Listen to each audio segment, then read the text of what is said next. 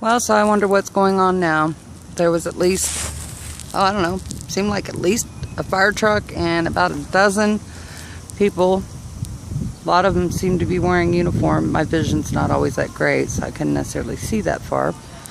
But this was the neighbors on the corner in the apartment I was telling you guys about that are rowdy constantly, 24/7. Wasn't even a week ago, I don't think. I guess rumor has it that somebody'd smoked some synthetic marijuana. Synthetic is not good stuff by any means. I do know that much. My ex had an incident back when that was not not good by any means. But some guy had smoked some apparently and had tried to rip his freaking face off. So there was at least 6, 7 cops and a couple fire trucks that night. But yeah, it's never a dull moment. This is why I just want to get an RV and travel or move back to the country, because it's gotten so out of hand. It's unbearable. It used to never be this bad. I've lived in this area almost 9 years now, and all the chaos has really only stepped up the past about a year and a half. That it's gotten to where it's just unbearable. Being between 2 hospitals, I don't know, a lot of times it's weird because it's not just Lifeline copters. There for the longest time, I'd get copters that would go directly over my home, encircle my house.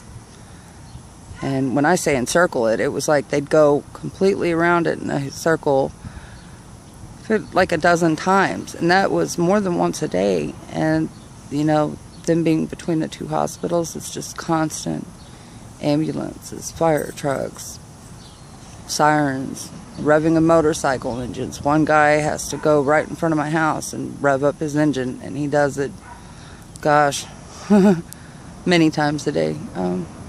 I don't mind motorcycles, but it's just seems like they always want to rev them right here when I'm trying to keep my sanity and have some peace and quiet. It's just doesn't seem like it's going to happen. It just need to relocate. I need to get out of my situation. That's all. This isn't, when you're not well, especially a place that you can thrive in, health-wise, emotionally. Most days I can't even think straight. It's hard enough to even function because the several extensive back surgeries I've had, as well as the Morgellons, and then just the negativity around me. And it's just I need help in order to get myself out of this situation. Since I can't hardly think straight, since I can't hardly function, I need help to remove myself from the situation. I have resources. I just need some assistance figuring it all out and getting out of here, and somebody to help move and to help me get my affairs in order, so to speak. I don't have anyone's support, so all I can do, is do the best I can. But even if I found a Section 8 place to live, I would need somebody to help me to, pack and to move and all those necessary things in order to do so. Or if I could get a hold of an RV and, a companion to help drive it, and I could put the rest of my stuff in storage and just go, I'd be happy.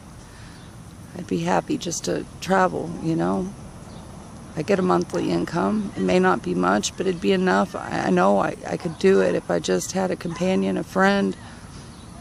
I know it's not unthinkable, and I know that there's got to be somebody else out there that longs to change their situation and desires it as much as I do, that, we could do this. And I know that. I know in my heart of hearts there's got to be somebody that'll hear me that wants the same thing, some peace and quiet, and that lady, I hear her 24/7, the one over there yelling and hollering on the phone. It's 24/7 vulgarity. Before her, there was another one that it was 24/7, all night, all day, yelling, cussing.